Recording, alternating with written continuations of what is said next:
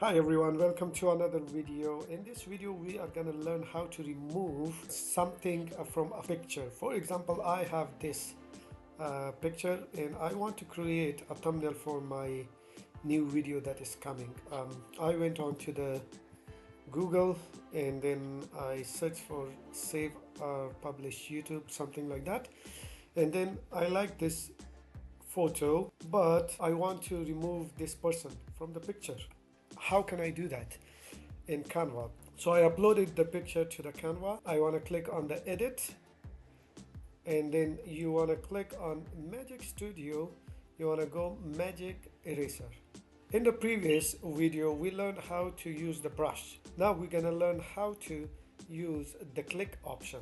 Basically, let me just make this a little bit smaller. You want to hit that click option, and then once you are here, it is telling you which part do you want to remove. So any part that you want to remove, you can click on it and it will remove it. So I don't want this picture, so I'll click on it and then I'll click on erase, and boom, that picture is now gone from here. So this is how you can use the Magic Eraser click option on Canva. Please don't forget to like and subscribe this video and share with your friends. I'll see you in the next video.